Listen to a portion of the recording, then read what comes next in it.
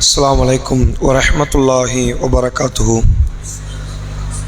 அல்ஹம்துலில்லாஹி ரப்பில் ஆலமீன் வஸ்ஸலாத்து வஸ்ஸலாமு அலா ரசூலில்லாஹி வ ஆலிஹி வ ஸஹ்பிஹி அஜ்மாயின் வமன் தபிஅஹு வ தாஅஹு பித்தீனி இலா யௌமித்தீன்.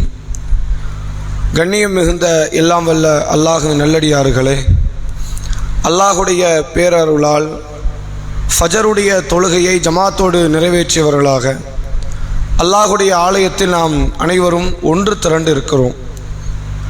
இந்த தருணத்தில் அல்லாஹ் ரப்புல் ஆலமீன் மறுமையில் முக்கியமான விசாரணையாக எடுத்திருக்கக்கூடிய பல கட்ட காரியங்களில் ஒன்றுதான் பொறுப்புகளை குறித்து இறைவன் விசாரிப்பதாகவும், யாரெல்லாம் இந்த உலக வாழ்க்கையில் சிறிய பெரிய பொறுப்புகளில் வகிக்கிறார்களோ அவர்கள் அந்த பொறுப்புகளை குறித்து மிக கடுமையான முறையில் விசாரிக்கப்படுவார்கள்.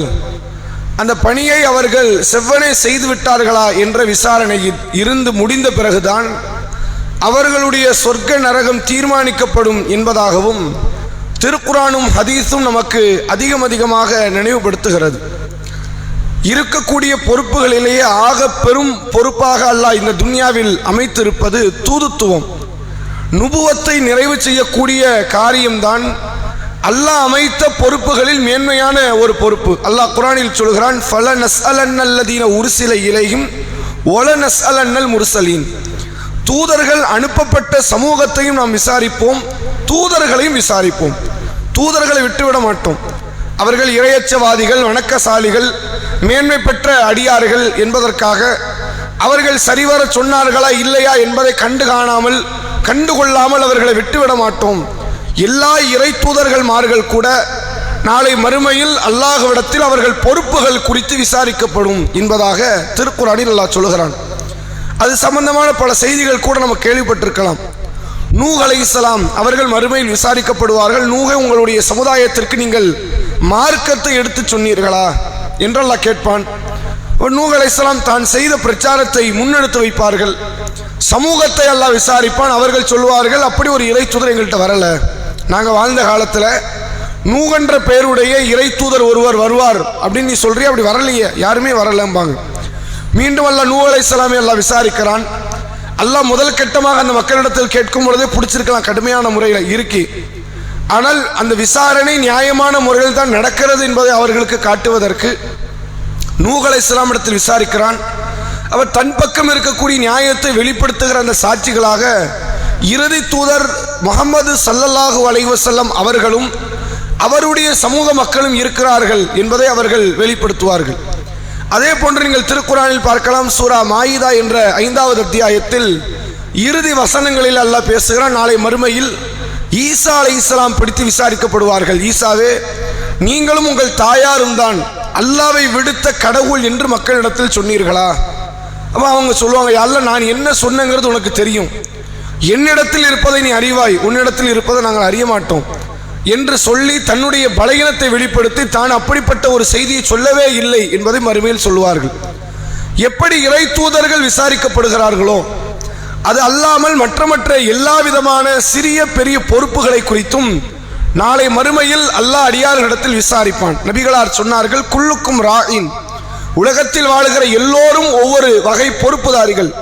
ஒக்குள்ளுக்கும் மஸ்ஊலுன் அன் ரஇயத்திஹி, உங்கள் பொறுப்பை குறித்து நீங்கள் மறுமையில் கண்டிப்பாக விசாரிக்கப்படுவீர்கள். அது சின்ன பொறுப்பாக இருக்கலாம், மிக பிரம்மாண்டமான ஆட்சியாளர் என்ற பொறுப்பாக இருக்கலாம், குடும்ப தலைவரில் ஆரம்பித்து நாட்டின் ஆட்சியாளர் என்கிற வரை எல்லா பொறுப்புகளும் அல்லாஹுடைய பார்வையில் அந்த பொறுப்புகள் கணக்கு வழக்குகள் சமர்ப்பிக்கப்படாமல் சரிபார்க்கப்படாமல் அவர்களுக்கு சொர்க்கம் இல்லை என்பதாக மார்க்கம் சொல்கிறது. அந்த பொறுப்புகளை குறித்து சில பொறுப்பு நம்ம என்னதான் நிராகரித்தாலும் அந்த பொறுப்பு நம்மளை தலையில் வந்து விழுந்துரும். அதை நம்ம ஒன்றும் பண்ண முடியாது. தந்தை மௌத்தாயிட்டாருன்னு குடும்ப பொறுப்பு ஆட்டோமேட்டிக்காக நமக்கு தான் வரும். இல்லை, என்னால் ஏற்றுக்க முடியாது அப்படின்னா யாரும் அங்கே ஏற்றுக்க இடம் கிடையாது. சில பொறுப்புகளை கண்டிப்பாக நாம தான் சுமந்தாகணும். நமக்கு புள்ள பிறக்கணும், அந்த புள்ள நம்ம பொறுப்பு தான். இல்லை, எனக்கு புள்ள பிறந்திருக்குது, இருந்தாலும் அந்த புள்ளையை நான் பொறுப்பேற்றுக்க முடியாதுன்னா ஒன்றும் பண்ண முடியாதுங்க. சில பொறுப்புகள் எப்படி நம்மை இடம் பிடித்து நீங்காமல் இருக்கிறதோ ஒரு சில பொறுப்புகள் இருக்கிறது, அது நாம போகக்கூடிய இடம். சில பதவிகள், சில பட்ட படிப்புகள், ஒரு சில தகுதி உள்ள ஒரு இடங்கள், ஒரு ஆட்சியாளர் பொறுப்பு, இதெல்லாம் நாம விரும்பி செல்லக்கூடிய காரியம். அந்த பொறுப்புகளை குறித்து அதிகமாக இஸ்லாமிய மார்க்கம் நமக்கு எச்சரிக்கை செய்திருக்கிறது. ரசூலுல்லாஹ்வுடைய காலத்தில் 2 நபித்தோழர்கள் வெளியூர்லேருந்து வராங்க. அவங்க வந்தது வாலண்டியராக என்ன கேட்குறாங்க, அல்லாஹ்வுடைய தூதரே, எங்களுக்கு ஏதாவது ஒரு பொறுப்பு தாங்க. இந்த ஜக்காத்தை வசூலிக்க பொறுப்பு வச்சுருக்கீங்க, ஆளுநர்னு பொறுப்பு வச்சுருக்கிறீங்க, நீங்கள் என்னெல்லாமோ பொறுப்புகளை சமூகத்தில் நீங்கள் வச்சுருக்கீங்க, நீங்கள் மெயின் பொறுப்பில் இருக்கிறீங்க, ஆட்சியாளர். இந்த சப் பொறுப்பு இருக்குல்ல, அதாவது துணை பொறுப்புகள் எவ்வளோ இருக்குது, அதில் எதையாவது ஒரு பொறுப்பு எங்களுக்கு தாங்கன்னாங்க. ரசூலுல்லாஹ் சொன்னாங்க, யார் எங்களிடத்தில் பொறுப்பை கேட்கிறார்களோ அவங்களுக்கு பொறுப்பு தரமாட்டோம். பொறுப்பு கேட்கிற நபர்களுக்கு நம்ம பொறுப்பு கொடுக்க மாட்டோம், இது மார்க்கத்தினுடைய ரூல் கிடையாது, அதனால் உங்களுக்கு எந்த பொறுப்பும் தருவதாக இல்லை என்று அல்லாஹ்வுடைய தூதர் அவர்கள் சொன்னார்கள். அதே போன்று அபூதர் என்ற ஒரு தலை சிறந்த நபித்தோழர், ஆரம்பத்தில் பெரும் தியாகத்தை எல்லாம் செய்தவர், பிற்காலத்தில் ஒரு இறை மார்க்க சட்டத்திற்காக வேண்டி பெருமளவில் துன்புறுத்தப்பட்டு கஷ்டப்பட்டு தான் தன்னுடைய வாழ்வை கழித்தார்கள். அப்படிப்பட்ட அபூதர் அல் கிஃபாரி ரதியல்லாஹு அன்ஹு அவர்கள் ரசூலுல்லாஹ்வுடைய காலத்தில் ஒரு முறை ரசூலுல்லாஹ் அழைக்கிறாங்க. ஏன்னா அபூதர் எப்போதுமே அந்த இஸ்லாத்தை ஏற்று மதீனாவினுடைய பிரவேசத்திலிருந்து ரசூலுல்லாஹ்வோடு நகையும் சதையுமாக வாழ்ந்த ஒரு நபித்தோழர். எங்கே போனாலும் கூட போயிடணும், நான் நவுன்றக்கூடாது, ஏதாவது ஒரு மார்க்க சட்டம் தவறிடுச்சுன்னா என்ன செய்ய என்ற மனநிலையில் பழகியவர். அப்படிப்பட்ட அபூதரை ரசூலுல்லாஹ் அழைத்து சொல்கிறார்கள், அபூதரே, உங்களை நான் பலகீனமான மனிதராக பார்க்குறேன். நீ எப்படிப்பட்ட மனிதர்? ஒரு பலகீனமான மனிதர். பலகீனம் என்பது என்ன அர்த்தத்தில் ரசூலுல்லாஹ் சொல்கிறாங்க, ஒரு இலகிய உள்ளம் கொண்டது கூட ஒரு வகை பலகீனம் தான். இலகிய உள்ளம் வேணும், ரொம்ப அதிகமாக இருந்துச்சுன்னா நம்ம தலையில் மசாலா அரைச்சிட்டு போயிடுவாங்க. அப்போ பலகீனம் என்பது உங்கள் உள்ளத்தில் இருக்குது, உங்களுடைய செயல்பாட்டில் இருக்குது. எக்காரணத்தை கொண்டு எந்த பொறுப்புலையும் போய் உட்கார்ந்துடாதீங்க. ஏதாவது ஒரு நேரத்தில் நாளைக்கு வாலண்டியராக கிடைக்கும், இவருக்கு அபூதரை கொடுக்கலாமே, ரசூலுல்லாஹ் காலத்தில் ரொம்ப வருஷமாக இருந்தவராச்சே, நபித்தோழராச்சே, அவருக்கு கொடுப்போமே என்ற நிலையில கூட கொடுப்பாங்க. வாங்கிடாதீங்க, ஒரு பொறுப்பை கூட நீங்கள் பெற்றுக்கொள்ளாதீர்கள்.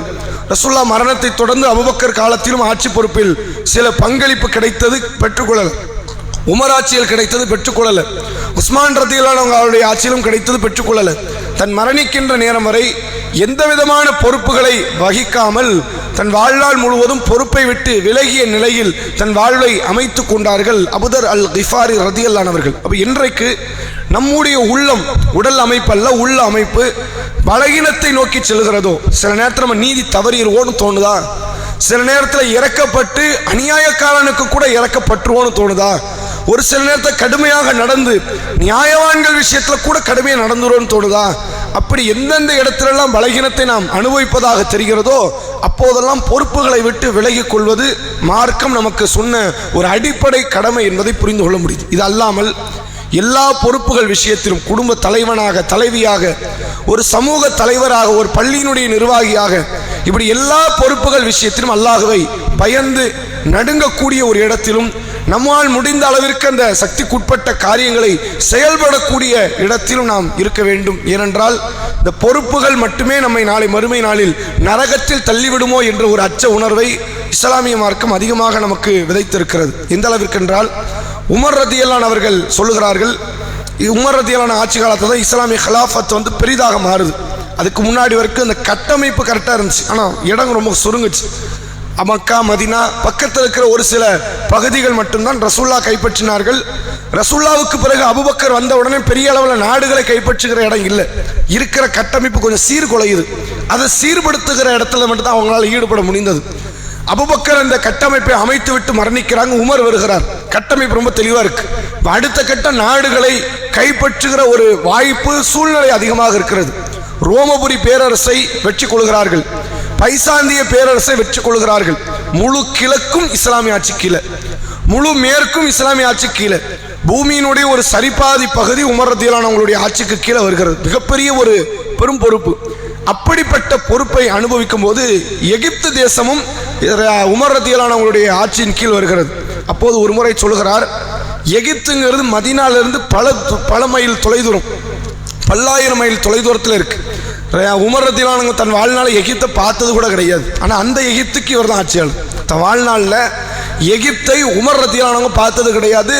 அந்த எகிப்துக்கும் உமர் தான் ஆட்சியாளர் என்ற ஒரு பொறுப்பை அல்லாஹ் ஒரு குறுகிய காலத்தில் கொண்டு வந்து இந்த இஸ்லாமிய சாம்ராஜ்யத்துக்கு கொடுக்குறோம். அப்போது உமர் சொல்கிறார், எகிப்து தேசத்தில் ஒரு வழி அறியாமல் ஒரு கழுதை இருக்கிறது என்றால் அந்த கழுதை குறித்து கூட நாளை மறுமையில் நான் விசாரிக்கப்படுவேன். ஒரு கழுதைக்கு வழி இல்லை, அது போக அங்கே எங்கன்னு போக முடியாமல் சிக்கி திணறி கிடக்குன்னா அந்த கழுதைக்கு கூட நான் விசாரிக்கப்படுவேன் மறுமை நாளில். ஏன் அந்த கழுதை போக விடலை, அதுக்கு நீங்கள் தானே பாதை அமைச்சு கொடுக்கணும் என்று மறுமை நாளில் அல்ல அந்த கழுதை விஷயத்தில் கூட என்ன விசாரிப்பான் என்று ஒவ்வொரு காரியத்திலும். ஒரு முறை தன்னுடைய இஸ்லாமிய ஹசானாவில் இருந்த சில ஒட்டகங்கள் தொலைந்து விட்டது. அந்த ஒட்டகங்களை தேடி போறதுக்காக உமர் ரலியல்லாஹு முற்பட்டாங்க. அப்படி முற்பட்டு ஒரு ஆட்டு இடையினை போன்று ஓடி அலைஞ்சு திரிஞ்சு அந்த ஒட்டகத்தை பெற்றுக் கொண்டார்கள் என்ற செய்தியை பார்க்க முடிகிறது. ஒவ்வொரு நேரத்திலும் அந்த பொறுப்பை குறித்த ஒரு பயம், அச்ச உணர்வு அவர்கள் உள்ளத்தில் இருந்தது. இது வெறுமனே ஒரு பள்ளிவாசலுக்கு தான் இருக்கணும் கிடையாது, ஒரு ஆட்சியாளருக்கு தான் இருக்கணுங்கிறது கிடையாது. பிள்ளையை பெற்ற தாய் தந்தை பொறுப்புதாரி, திருமணம் முடித்த கணவன்மார்கள் பொறுப்புதாரி, குடும்பத்தை நிர்வாகம் செய்யக்கூடிய ஆண்களோ பெண்களோ அவர்கள் பொறுப்புதாரி.